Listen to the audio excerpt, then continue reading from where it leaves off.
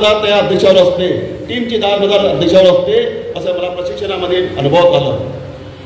75% CEO किंवा manager जरी role असला पण डिसिजन मेकर हा प्रेसिडेंट असते. आम्ही दिवस रात्र बनत त्यावेळेस जे ट्रेनर लोकांनी जे चरेगावकर सर नागपूर जिल्हा फेडरेशनच्या माध्यमातून त्यांना विचारलं की एजीएम कशी घ्यावी. संदीप पाटील सर लोणावळामध्ये आम्ही विचारलं की आम्ही एजीएम कशी घ्यावी. त्यांनी म्हटलं ब्लॅक अँड व्हाईट तुम्ही पत्रिका देऊ नये. आम्ही पत्रिका कलर पत्रिका छापली. ते ट्रेनरने सांगितलं आम्हाला, त्यानुसार आम्ही कलर पत्रिका छापली. त्यांनी म्हटलं की जसे निमंत्रण तुमच्या मुलीचे लग्न आहे त्या प्रकारे तुम्ही त्यांच्या घरापर्यंत पोहोचवा. आम्ही त्यांच्या घरापर्यंत पोहोचवलं. त्यांनी म्हटलं भेटवस्तू द्या. त्यांनी आम्ही भेटवस्तू हे केलेलं आहे. त्याच्यानंतर त्यांनी म्हटलं की ते जे येतील त्यांना चांगलं सुरुची म्हणजे आम्ही तेवढा त्या लोकांची व्यवस्था केलेली आहे. हाल सुद्धा सभागृहाचा सुद्धा चांगला आहे. आम्ही आपले पूर्ण एफर्ट खर्च करतो याच्यामध्ये. आम्ही कोणी मागे राहत नाही. मी डेली कलेक्शनमध्ये मागील हप्त्याभरापासून सुट्टी घेऊन रात्रपर्यंत मी वाटप करत राहिलो आणि लोकांना आव्हान केलो. कारण की मागे 13 वर्षामध्ये सकाळच्या सेशनमध्ये लोक येत नव्हते. आता हा विषय मी याकरता सांगितलं कारण की फेडरेशन अध्यक्ष आणि ट्रेनर हे आमच्याकडे 2 लोक असल्यामुळे आम्हाला हे सांगणं आवश्यक होतं. कारण की आपण संवाद करत आहोत ऑफिसामध्ये.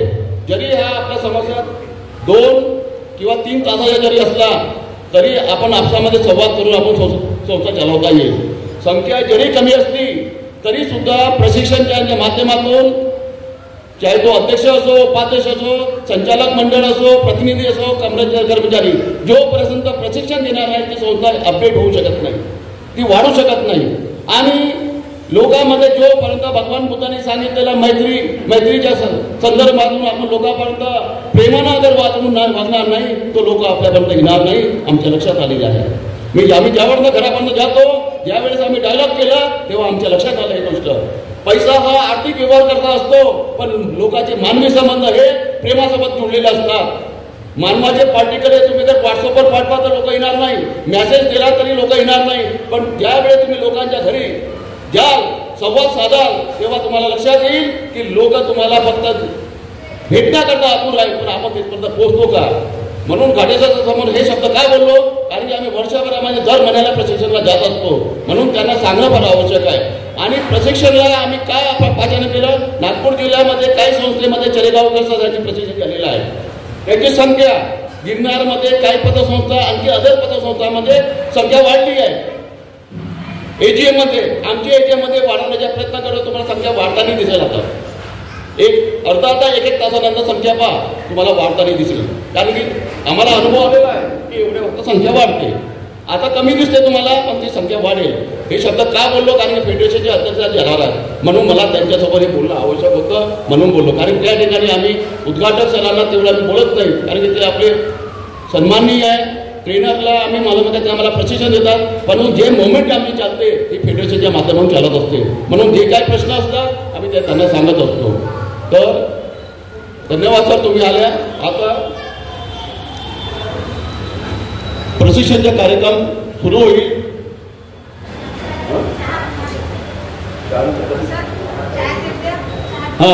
आता तो सभासदांनी चायची व्यवस्था केली आहे. चाय घ्यावं आणि त्यानंतर आपण प्रशिक्षण सुरू करू. मेश्राम उपाध्यक्ष श्रेयाताई मेश्राम, संचालक मंडळातील त्यांचे सर्व सहकारी, आदरणीय आमचे मार्गदर्शक आदरणीय निळकंठरावजी देवांगण, त्याचप्रमाणे या कार्यक्रमाकरता प्रामुख्याने उपस्थित झालेले अकोल्यावरून जे व्यक्तिमत्व या ठिकाणी उपस्थित झालेलं आहे असे ज्यांचं सहकारामध्ये जे महत्त्वाचं कार्य असते आपला विभाग जो असते तो म्हणजे वसुली विभाग, यामध्ये त्यांनी फार महत्त्वाचं योगदान दिलेलं आहे असे वसुली अधिकारी आदरणीय जाधव सर, त्याचप्रमाणे आदरणीय वंदनीय नागरत्नजी आणि उपस्थित सर्व सहकारावर प्रेम करणारे सर्व बंधू आणि भगिनी. खरं तर आजचा दिवस हा फार मोलाचा दिवस आहे आणि मित्रजन नागरी सहकारी पतसंस्था जी आहे त्यांचा हा वर्षातून एक दिवसाचा उत्साहाचा दिवस आहे. म्हणजे ज्याला आपण वर्षातून दिवाळी कशी एकदा येते तसं संस्थेच्या जीवनामध्ये, संस्थेच्या त्या आर्थिक वर्षामध्ये सभासदांची कार्यशाळा किंवा सभासदांचा सणाचा दिवस म्हणजे ही आमसभा असते.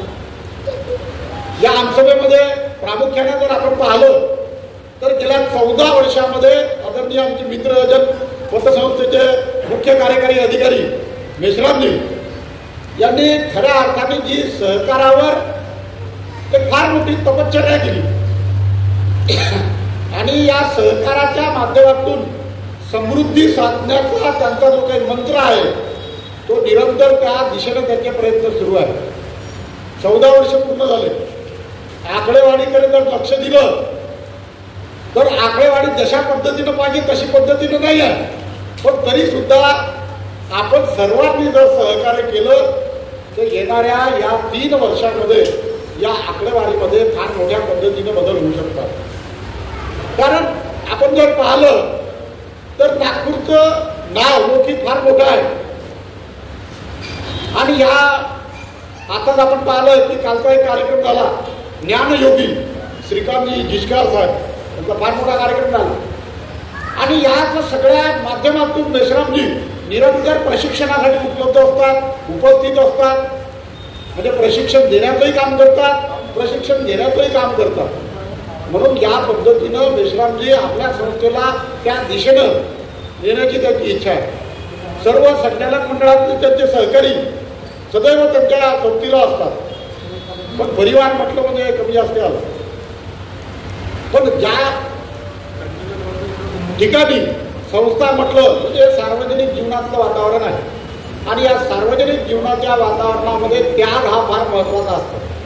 भगवान गौतम बुद्धांनी सांगितलं आहे की त्याग केल्याशिवाय तुम्हाला जे समृद्धी आहे ते आपल्याला मिळणार नाही.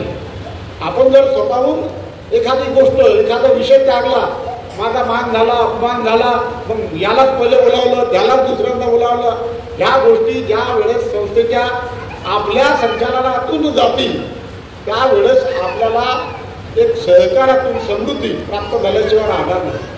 म्हणून भगवंतांनी जे सांगितलं आहे, भगवान गौतम बुद्धांनी जे सांगितलं आहे की सर्वांनी आपल्या जीवनामध्ये काम करत असताना एक शिस्त आपल्यामध्ये तयार झाली पाहिजे. आपण सुद्धा त्यागाची भूमिका घेतली पाहिजे. सगळं मलाच मिळालं पाहिजे, माझाच मान सन्मान झाला पाहिजे, हा कुठंतरी आपण थांबवलं पाहिजे आणि याशिवाय संस्था घडणं मुश्किल आहे. म्हणून मेश्रामजी निरंतर प्रयत्न करतात, सगळ्यांना समोर करण्याचा प्रयत्न करतात आणि त्या दिशेनं त्यांची वाटचाल सुरू आहे. आपण जी काही मंडळी बसलेली आहे, कारण जाधव सर प्रमुख वक्ते या कार्यक्रमाचे आहेत आणि त्यांना ऐकणं फार गरजेचं आहे. म्हणून मी त्यांना म्हटलं की मग मी नागपूरचा अशी आहे, मला ऐकलं नाही ऐकलं तरी चालतंय, पण ज्यांना आपण प्रामुख्याने या ठिकाणी बोलावलेलं आहे त्यांचं पब्लिक समोर त्यांचं भाषण होणं, मार्गदर्शन होणं हे फार गरजेचं आहे. आणि या संस्थेचा जर आपण आलेख पाहिला तर त्यामध्ये जर आपण पाहिलं, तज्ञ संचालक जर पकडून पाहिले तर या सगळ्या बॉडीमध्ये एक जवळजवळ 22 लोक काम करणारे आहेत.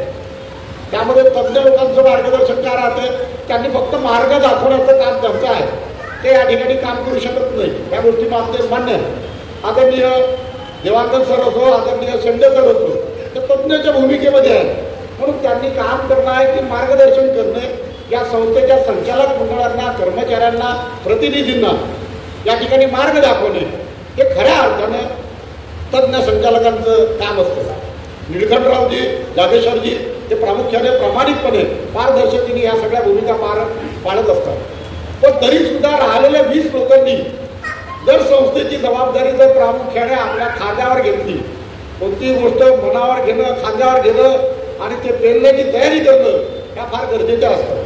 म्हणून यामध्ये आपण जर पाहिलं तर या ठिकाणी आपला कर्मचारी वर्ग, आपले फिल्मी प्रतिनिधी आणि आपलं सर्व संचालक मंडळ हे 20 लोकांचं आहे. मी विश्रांतीला म्हणेल की या सगळ्यांना एकत्रित करण्यासाठी आपल्याला धुकाचं काम पडलं, त्यांचे पाय घराचे काम पडलं तरी केलं पाहिजे. पण आपण हे केल्याशिवाय आपली संस्था काही घडू शकणार नाही. ठीक आहे, सार्वजनिक जीवनामध्ये माणसाने काम करत असताना काम करणाऱ्या माणसाकडून चुका होतात. जे लोक काम करत नाहीत ते कधी जीवनात चुकत नाही. म्हणून आपण देशामध्ये आपलं मन मोठं केलं पाहिजे आणि जे लोक आजच्या सभेला प्रामुख्याने थोडीशी लेट येतील, उपस्थिती त्यांची नसेल, त्यांच्या घरापर्यंत मेश्रामजी तुम्ही गेलं पाहिजे. आणि तिथं भगवंताच्या कृपेने म्हणजे भगवान गौतम बुद्धांनी सांगितल्याप्रमाणे मी सांगितलं की त्याग हा विषय फार महत्त्वाचा आहे आणि त्या ठिकाणी त्यांना म्हटलं पाहिजे त्या तुमच्या सर्वांच्या सहकारातून आपली मित्रजन महिला पतसंस्था हे साकारते आहे, एक वेगळं रूप त्या ठिकाणी घेते आहे.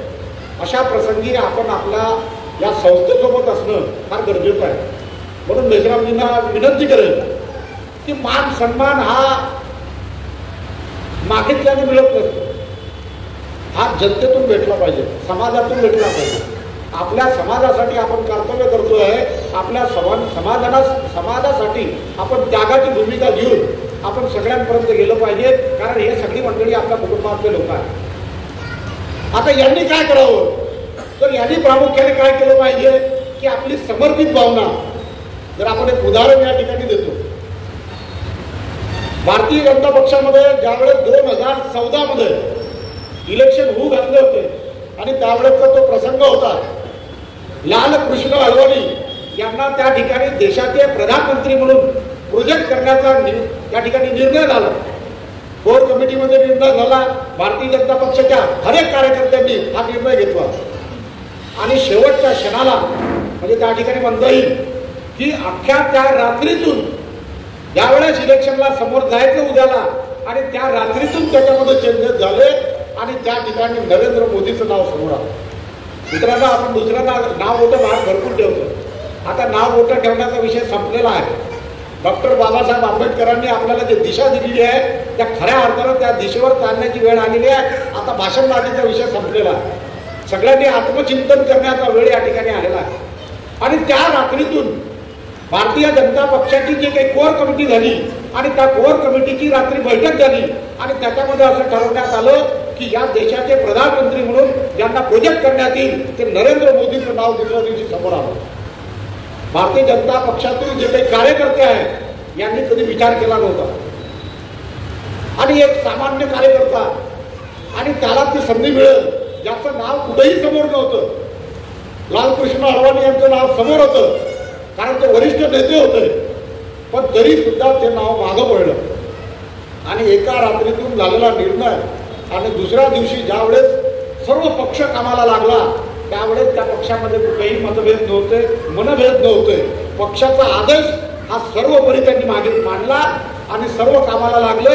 कुठेही अडवाणीजींनी स्वतः येऊन कसं प्रेस समोर कधी म्हटलं नाही की हे आता मला संधी मिळायला पाहिजे होती किंवा अडवाणीजींनी दुसरा पक्ष त्या ठिकाणी तयार केला नाही किंवा संघटनेमध्ये गुटबाजी त्या ठिकाणी केली नाही.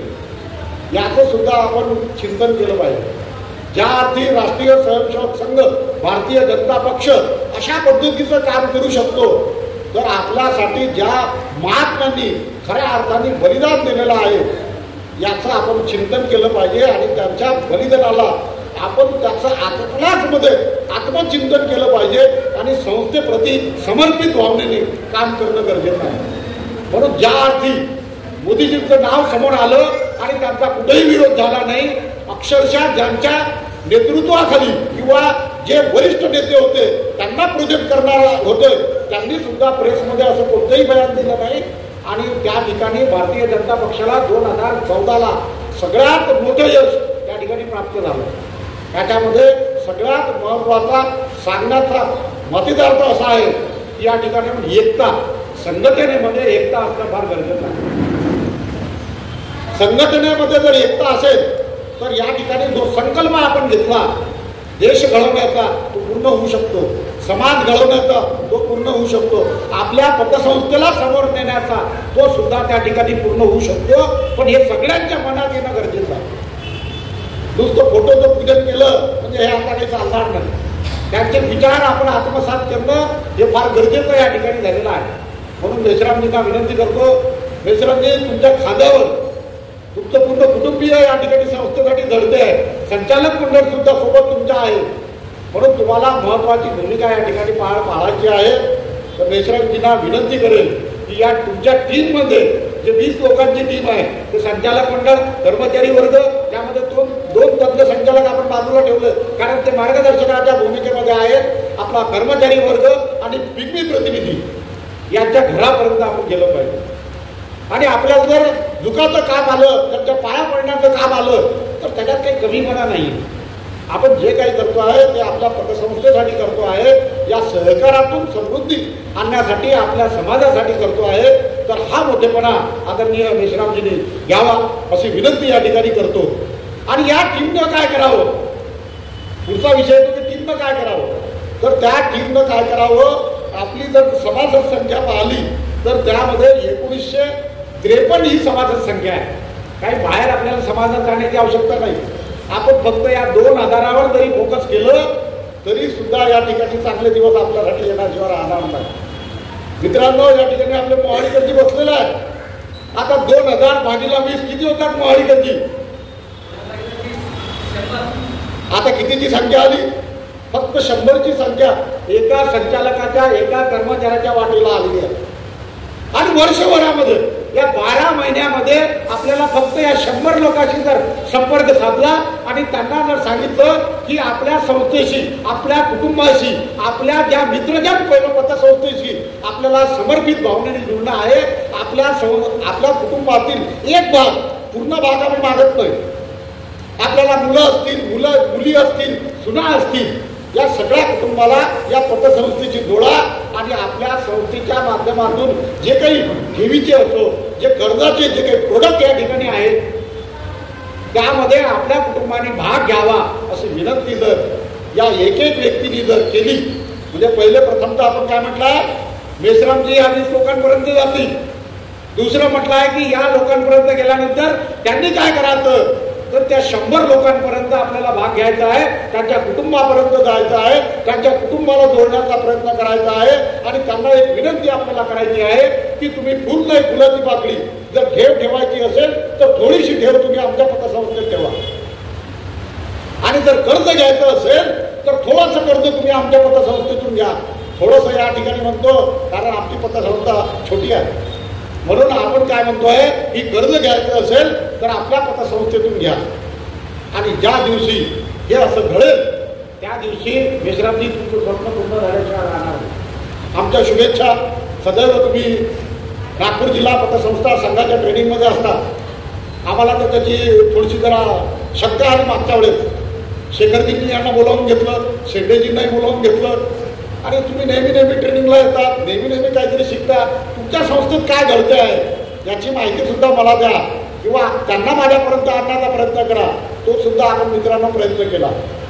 पण आम्ही मागच्या महिन्याच्या ट्रेनिंगमध्ये जाधव सर असा निर्णय घेतला की फेडरेशनचं प्रशिक्षण जरी शुल्क घेऊन घेत असेल तरी सुद्धा आम्ही 2 व्यक्तींना या शुल्कामध्ये व्यवस्था त्यांना सगळ्यांचीच असेल, म्हणजे जे लोक शुल्क घेऊन प्रशिक्षणाला येतात त्या पद्धतीची त्यांना व्यवस्था असेल. शेंडेजी आणि मेश्रामजीसाठी आम्ही प्रशिक्षण वर्षभराचं निःशुल्क करून देऊ. त्यांना कोणताही शुल्क लागणार नाही, कारण आमचा उद्देश आहे की पतसंस्थेवर बोजा पडायला नको. कारण त्यांच्या पत्नीच अध्यक्ष आहेत आणि कुटुंब म्हटलं म्हणजे आर्थिक काटकसर हे प्रामुख्याने त्यांच्या जीवनामध्ये असते, कुटुंबामध्ये असते आणि तीच पतसंस्थेमध्ये आहे. म्हणून त्यांच्यावर बोजा पडू नये म्हणून हा आम्ही निर्णय घेतलेला आहे. जरी त्याचं शुल्क 3,500 3,000 असो किंवा नागपूरचं जे काही ट्रेनिंग असेल की आम्ही पतसंस्था संघाच्या माध्यमातून या 2 व्यक्तीला निःशुल्क करण्यात आलं. खरं तर जाधव सर हा प्रयोग नागपूर जिल्ह्यामध्ये झाला प्रथमतः. बाकी ठिकाणी प्रशिक्षणाचा निव्वळ व्यापार झालेला. किती पैसे खिचता येतील त्याचा हिशोब देणं तर बाकीचं दूरच राहिलं, पण किती पैसे खिचता येतील, किती जमवता येतील, किती खाता येतील अशा पद्धतीचं धोरण या ठिकाणी झालेलं आहे. मित्रांनो, आम्ही हा संकल्प घेतला आणि आपल्या पतसंस्थेमध्ये ह्या सगळ्या गोष्टी घडवलेल्या आहेत. जे मी सांगतो ते आमच्या जीवनामध्ये आम्ही केलेलं आहे म्हणून ते सांगण्याचा तुम्हाला प्रयत्न आम्ही करतो आहे. एकंदरीत जर पाहिलं तर गिरनार पतसंस्थेच्या माध्यमातून ज्या संस्थेचा मी प्रतिनिधी आहे, समाजाच्या कल्याणासाठी काम करणारी पतसंस्था म्हणून नागपूर विभागामध्ये सगळ्यात जास्ती प्रॉफिट काढणारी पतसंस्था म्हणून गिरनार पतसंस्था या ठिकाणी नावलौकिक आहे. 3,05,00,000 प्रॉफिट घेणारी गिरनार ही पहिली ठरलेली आहे या वर्षामध्ये. दुसरं म्हणजे संकल्प केला तर सगळ्या गोष्टी शक्य आहे. यावेळेस पतसंस्था संघाची धुरा आमच्या सगळ्यांच्या खांद्यावर आली. याच्यामध्ये मेश्रामजीचाही मोठा वाटा आहे, आदरणीय निळकंठरावजींचाही मोठा वाटा त्या ठिकाणी आहे. आणि त्या ठिकाणी खांद्यावर आल्यानंतर या ठिकाणी आदरणीय महानागरत्नजी जे आहेत त्यांचं सुद्धा व्याख्यान आम्ही ठेवलं आणि शिवतीर्थावर त्या ठिकाणी त्यांनी व्याख्यान दिलं. ते आजही आमचं ज्ञात आहे, ते आम्ही निरंतर त्याची चर्चा निरंतर करत असतो. आणि त्या ठिकाणी संघाच्या माध्यमातून सुद्धा या ठिकाणी आम्ही परिवर्तन घडवण्याचं या ठिकाणी काम केलेलं आहे. मी या जास्ती या ठिकाणी बोलतो कारण मला वाटतं की जाधव साहेबांना ऐकण्यासाठी संख्या आली पाहिजे. आपण जे या ठिकाणी बसलेली मंडळी आहे त्यांनी आपल्या सहकार्याला काही फोन कॉलिंग केली पाहिजे, आपल्या कर्मचाऱ्यांनी काही सूचना केल्या पाहिजे. जे लोक येऊ शकतात त्यांना आपण जुळवण्याचं काम या ठिकाणी केलं पाहिजे. आणि ज्यावेळेस ही आमच्या खांद्यावर धुरा आली, सर्व संचालक मंडळांनी संकल्प घेतला आणि 11 वर्षामध्ये प्रॉफिटची बॅलन्स शीट देणारा राज्यातला हा पहिला पतसंस्था संघ आहे की ज्याच्यामध्ये 2 गोष्टीचं प्रामुख्याने पालन आपण करतो, प्रामाणिकपणा आणि पारदर्शकता. आणि तिसरा विषय आम्ही सांगितला आजच्या सभेमध्ये, भगवंताने म्हणजे भगवान गौतम बुद्धांनी जो संदेश दिला त्यागाचा, त्याचं प्रामुख्याने आम्ही आमच्या जीवनामध्ये चिंतन केलं. आणि जिल्ह्यातला हा पहिला पतसंस्था संघ आहे की त्यांनी देशामध्ये पतसंस्थेसाठी पथदर्शन हा चित्रपट सुद्धा काढला. आणि त्या दिशेनं जर पतसंस्था चळवळ चालायला लागली तर या जिल्ह्यामध्ये आपल्या पतसंस्थेची सुद्धा नावलौकिक झाल्याशिवाय राहणार नाही. सांगायचा विषय असाच आहे की आपण सगळ्यांनी एकत्रितरित्या संघटितरित्या संघर्ष करणं गरजेचं आहे. म्हणून आपण सगळ्यांनी एकत्र झालं पाहिजे, एकजुटीने आपण हा प्रयत्न केला पाहिजे. आपण मान अपमान सन्मान हा विषय संचालक मंडळ असो, कर्मचारी असो, पिंपरी प्रतिनिधी असो, याच्यापासून आपण स्वतःला दूर ठेवलं पाहिजे. मित्रांनो, ज्या वेळेस आम्ही सार्वजनिक जीवनात काम करतो काही लोक तर आम्हाला स्पेशल अपमान करण्यासाठी बोलावतात. मला स्वतःला आम्ही आनंदानं त्या ठिकाणी जातो, पण त्यावेळेस ते अपमान करतात त्यावेळेस आम्ही हसत हसत तो अपमान स्वीकार करतो. पण आता असे करणारे व्यक्ती सुद्धा आमच्या पाठीशी आलेले आहेत, आमच्या सोबत काम करत आहेत. म्हणून मित्रांनो, परिवर्तन घडवण्यासाठी फार मोठा काळ लागतो आणि परिवर्तन ज्या दिवशी घडते त्या दिवशी तुमच्या कामाचं यश त्या ठिकाणी तुम्हाला सगळ्यांना प्राप्त होते. म्हणून या ठिकाणी मित्रजन पतसंस्थेला या ताळेबंदामध्ये आजच्या तारखेला जर पाहिलं तर ठेवी 2,61 लाखाचं आहे, कर्ज वाटप त्यांचं चांगलं आहे. 2,15 लाखाचं कर्ज वाटप त्यांचे आहे, जवळजवळ 74 लाखाची गुंतवणूक त्यांची आहे.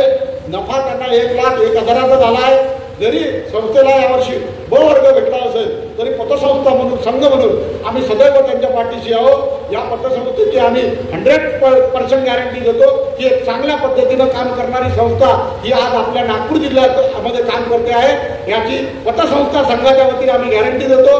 आपण या संस्थेशी व्यवहार करावा असं आवाहन करतो आणि मला बोलावलं, माझा सन्मान केला त्याचा मी संस्थेचं आभार व्यक्त करतो आणि थांबतो. जय हिंद, जय सरकार, धन्यवाद. दर्शन चांगलं झालं आणि भरपूरही झालेलं आहे, त्याच्यामुळे बोलण्याची काही आवश्यकता नाही. पण ज्या क्रेडिट सोसायटीचा कार्यक्रमामध्ये आलो आहे आपण, त्याच्याबद्दल 2 शब्द मला बोलायचं आहे. आज की इस सभा में उपस्थित माननीय प्रकाश जी यादव साहब, इस संस्था के अध्यक्ष माननीय मंजू सदाई मेश्राम, संस्था के कर्ता धर्ता सागर जी मेश्राम, संस्था के सभी संचालिका, कार्यकर्ता, कर्मचारी, अभिकर्ता, इस संस्था पर प्रेम करने वाले आप जैसे सभी सदस्य, शेयर होल्डर्स, कार्यकर्ता, बंधु और बहनों, ये संस्था जो काम कर रही है, संस्था जिस प्रकार से अनेक बार बाबा साहब का अभी उल्लेख हुआ है, नाम आया है, उनके मार्गदर्शन को लेकर के संस्था प्रारंभ हुई. आर्थिक विवंचना हम सब लोगों में रहती है.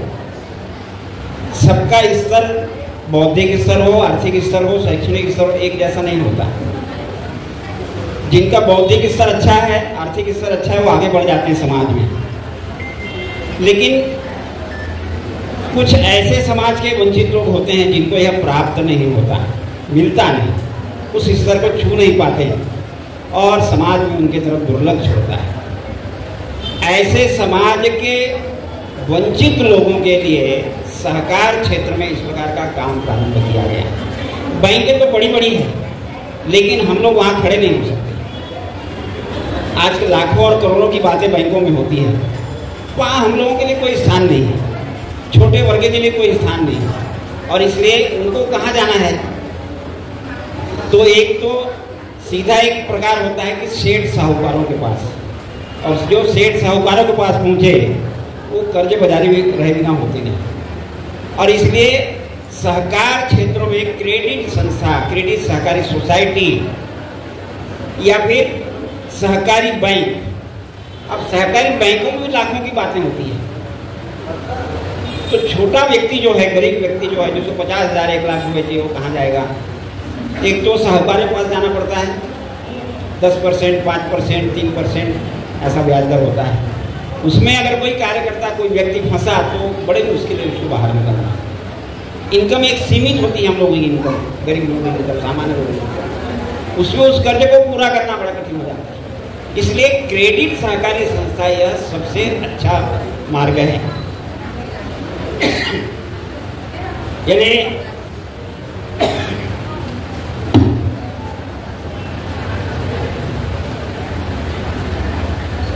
कर्ज का परसेंट का विचार किया, 1.25% करीब करीब ब्याज दर है, 16% ब्याज दर से देते हैं। लोगों को 10%, ये दिख रहा होगा आप लोगों को बोर्ड, 10% ब्याज दर ठेवी पर देते हैं। कितना बचता है? 6% बचता है। अब इसमें अनेक लोगों की कर्ज वसूली होती नहीं, समय पर नहीं होती, फिर घासा किसी होती है, दौड़ दौड़ होता है, उसके खर्च होते हैं, कर्मचारियों पर खर्च होते हैं। ये खर्च होकर वो 6% ब्याज का जो प्रॉफिट होती है वो होता नहीं, वो होता है कम।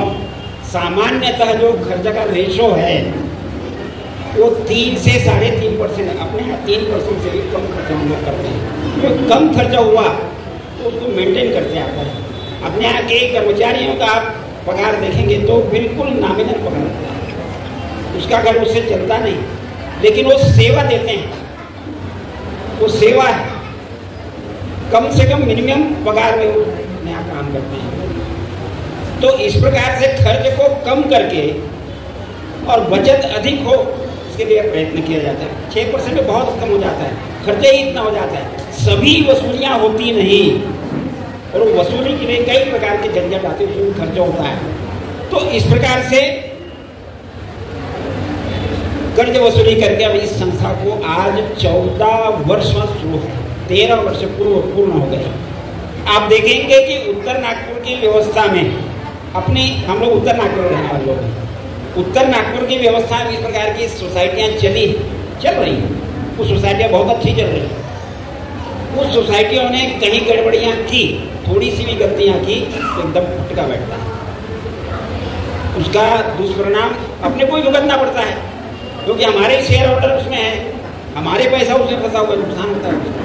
और इसलिए बहुत नियम को लेकर के चल करके क्रेडिट सोसाइटी को चलाना पड़ता है। ये जो सहकारी संस्था चल रही है, ये सहकारी संस्था बहुत ही नियम को पालन करते हुए चल रही है, और इसलिए इसमें हम लोगों का सहयोग कितना है, क्योंकि किसी अकेले की ये सहकारी संस्था नहीं होती।